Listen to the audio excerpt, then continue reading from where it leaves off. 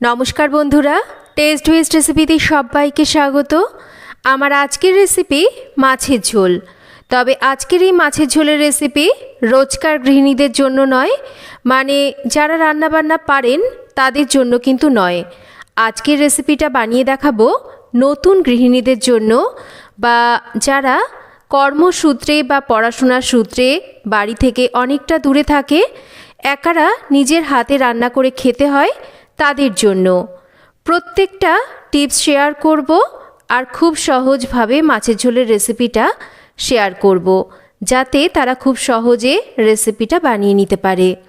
বানাবো আজকে বাঙালির রোজকার মাছের ঝোল, যেটা হলে গরম ধোয়া ওঠা ভাতের সাথে খেতে যেন অমৃত সমান লাগে। পাশে অন্য কোনো পদ না হলেও কিন্তু বাঙালির এই একটা পদেই চলে। কি করে তৈরি করছি আজকের এই মাছের ঝোল দেখে নেওয়া যাক আজকের এই পর্বে।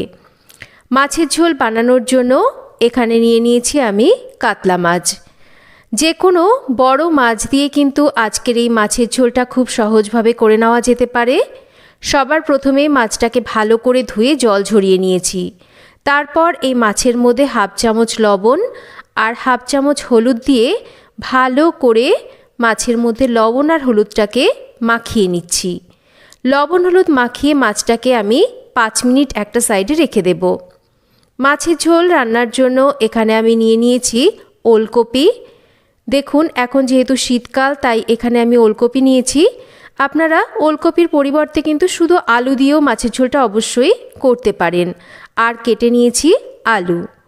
সবার প্রথমে একটা পাত্রে আমি বেশ খানিকটা জল গরম বসিয়ে দিচ্ছি। জলটা যখন গরম হয়ে যাবে তখন আমি কেটে নেওয়া ওলকপিগুলোকে দিয়ে ওলকপিগুলোকে একটু হালকা করে ভাপিয়ে নিচ্ছি।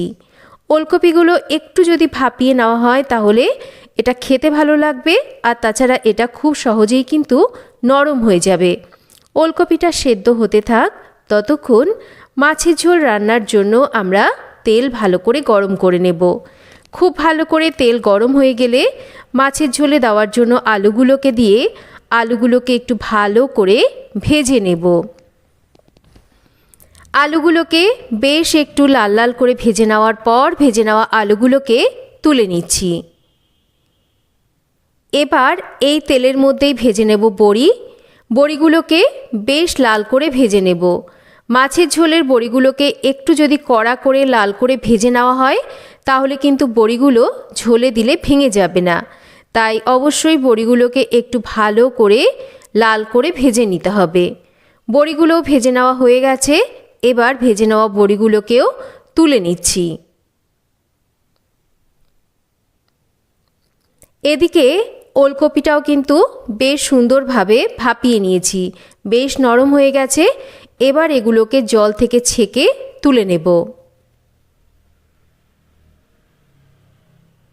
মাছ ভাজার জন্য কড়াইতে যে তেল রয়েছে তার মধ্যেই অল্প করে একটু লবণ দিয়ে দিচ্ছি।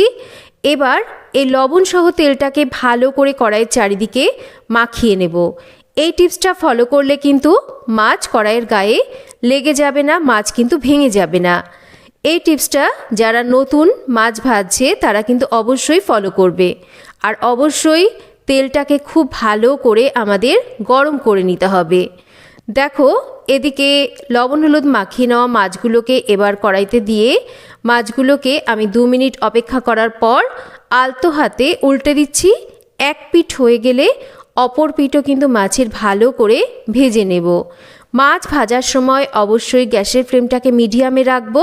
মিডিয়াম ফ্লেমে রেখে মাছগুলোকে বেশ ভালো করে ভেজে নিচ্ছি। মাছ ভেজে নেওয়ার পর ভেজে নেওয়া মাছগুলোকে তুলে নেব।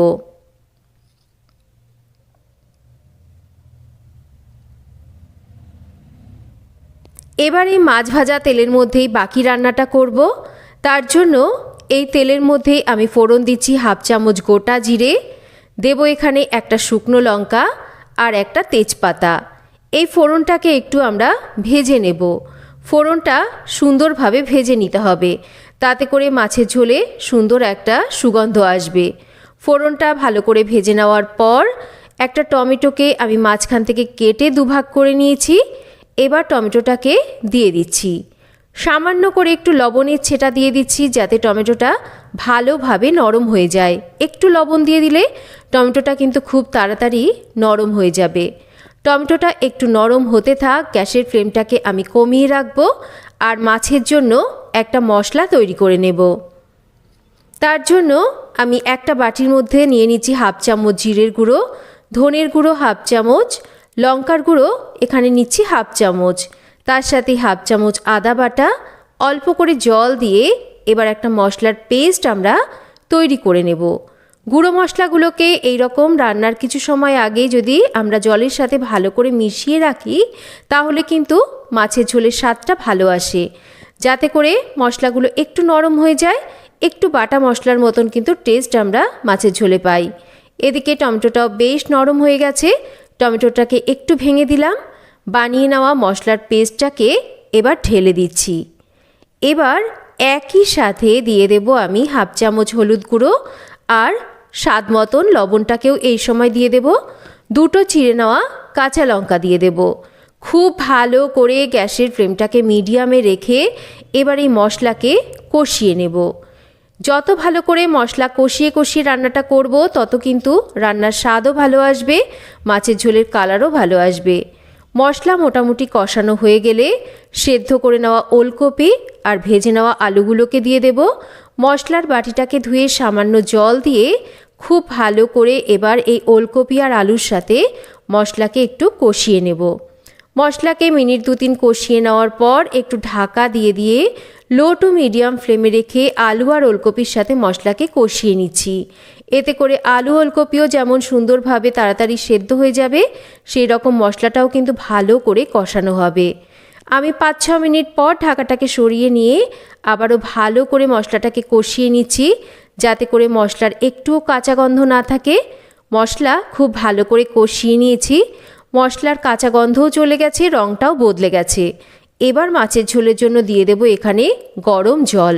গরম জল দিলে রান্নাটা যেরকম তাড়াতাড়ি হবে সেই রকম মাছের ঝোলের স্বাদও কিন্তু ভালো আসবে। কাঁচা জল দিয়ে দিলে মাছের ঝোলের স্বাদ কিন্তু একটু পানসা হয়। এবার ঝোলটা ফুটতে শুরু করলে ভেজে নেওয়া বড়ি, ভেজে নেওয়া মাছ আর তার সাথে দিয়ে দেব এখানে অল্প করে একটু গরম মশলা গুঁড়ো। এবার সমস্ত কিছুকে ভালো করে নাড়াচাড়া করে মিশিয়ে নেওয়ার পর গ্যাসের ফ্লেমটাকে মিডিয়াম টু হাইতে রেখে মাছের ঝোলকে আমরা এবার রান্না করব। খুব ভালো করে কিন্তু 7 থেকে 8 মিনিট সময় ধরে মাছের ঝোলকে ভালো করে এরকম ফুটিয়ে রান্না করে নিতে হবে। যত ভালো করে মাছের ঝোল ফুটিয়ে রান্না করা হয় ততই কিন্তু ঝোলের স্বাদটা ভালো আসে। যখন দেখবেন ওপরে তেলটা ভাজতে শুরু করবে, একটা আলতো সর মতন ভাব পড়বে ঝোলের ওপরে, তখনই বুঝতে হবে মাছের ঝোল হয়ে গেছে। তো মাছের ঝোল আমার একদম রেডি হয়ে গেছে। এবার এটাকে নামিয়ে সার্ভ করে দিয়েছি। গরম ধোয়া ওঠা ভাতের সাথে এই রকম মাছের ঝোল খেতে কিন্তু অমৃত সমান লাগে। তো কেমন লাগলো আজকের এই মাছের ঝোলের রেসিপি একটা কমেন্ট করে জানাবেন। যদি রেসিপি ভালো লেগে থাকে তাহলে একটা লাইক করবেন, রেসিপিটা শেয়ার করবেন, আর যদি চ্যানেল সাবস্ক্রাইব করা না থাকে চ্যানেলটাকে সাবস্ক্রাইব করবেন। সবাই ভালো থাকবেন, আবার ফিরে আসব নতুন কোনো রেসিপি নিয়ে। আশা করছি যারা প্রথম মাছের ঝোল রান্না করবে তাদের এই রেসিপিটা দেখে মাছের ঝোল রান্না করতে আর কোনো রকম অসুবিধা হবে না।